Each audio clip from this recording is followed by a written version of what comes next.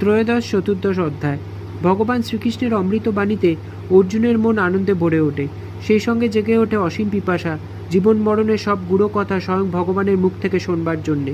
এই দুই অধ্যায়ে অর্জুন দর্শনশাস্ত্রের যে সমস্ত কঠিন আর দুরূহ সমস্যা, প্রকৃতি আর পুরুষের পরিচয় কি, ক্ষেত্র কাকে বলে, ক্ষেত্রজ্ঞই বা কে, জ্ঞান কাকে বলে, আর জ্ঞানের দ্বারা কাকেই বা জানতে হবে, এইসব বিষয় নিয়ে প্রশ্ন করলেন। ভগবান শ্রীকৃষ্ণ একে একে অর্জুনের সেই সব দুরূহ দার্শনিক প্রশ্নের উত্তর দিয়ে বললেন, এ অর্জুন, এই দেহকেই ক্ষেত্র বলে। ক্ষেত্রে যেমন শস্য উৎপন্ন হয়, তেমনি এই দেহের ক্ষেত্রেই মানুষের ইন্দ্রিয়, মন আর প্রাণ নানা সুখ দুঃখের শস্য উৎপাদন করে চলে। যিনি দেহের ক্ষেত্রে ইন্দ্রিয়, মন আর প্রাণের সমস্ত কাজ প্রত্যক্ষভাবে দেখতে পান, তাকেই ক্ষেত্রজ্ঞ বলে। এবং তুমি জানবে, প্রত্যেক ক্ষেত্রজ্ঞের মধ্যে আমিই পরম ক্ষেত্রজ্ঞ হয়ে বিরাজ করছি। ক্ষেত্র আর ক্ষেত্রজ্ঞের ব্যাপার যে আলোতে দেখা যায়, তাকেই বলে জ্ঞান। যিনি সকলের মধ্যে আছেন অথচ অদৃশ্য, যিনি সর্বকালকে ব্যপ্ত করে আছেন, যিনি একান্ত কাছে থাকেন অথচ বহু বহু দূরে, তিনি হলেন একমাত্র জ্ঞেয় বা জ্ঞানবার বস্তু, জানবার বস্তু।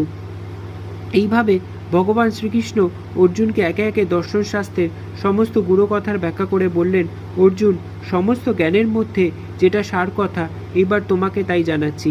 প্রকৃতি আর পুরুষের সংযোগে সৃষ্টির সমস্ত জিনিসের উদ্ভব হয়। আমিই পুরুষ, আমারই শক্তির আরেক রূপে প্রকৃতিকে আমি ত্রিগুণময়ী করেছি। সত্য, রজ আর তম হল এই তিন গুণ। প্রত্যেক জীব প্রকৃতিরূপা মহামায়ার মায়ায় বদ্ধ।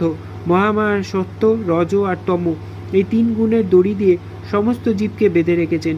সত্যগুণের লক্ষণ হলো শান্তভাব, নির্মলতা, জ্ঞান, আনন্দ। রজগুণের লক্ষণ হলো অনুরাগ, তৃষ্ণা, বাসনা, সুখের লালসা। তমগুণের লক্ষণ হলো আলস্য, নিদ্রা, অজ্ঞান, ভ্রান্তি। সত্যগুণ মানুষকে আনন্দের পথে টেনে নিয়ে যায়। রজগুণ মানুষকে কর্মচঞ্চল করে তোলে। আর তমগুণ মানুষের সমস্ত শক্তি আর সদিচ্ছাকে অন্ধকারে ঢেকে রাখে। মানুষের সাধনা হলো এই তিন গুণের ওপরে ওঠা। সত্যগুণ খুবই ভালো, তবুও তা হলো মহামায়ার প্রকৃতিরই একটা বন্ধন দড়ি।